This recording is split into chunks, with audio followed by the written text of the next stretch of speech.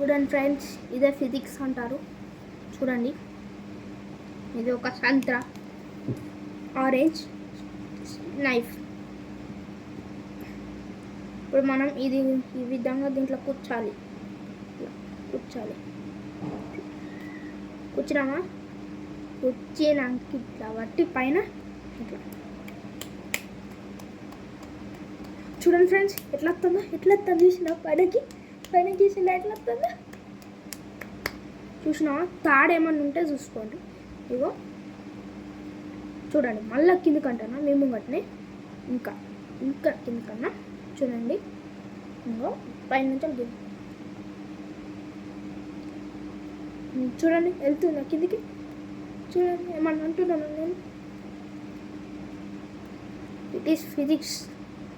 చూసిండ్రా?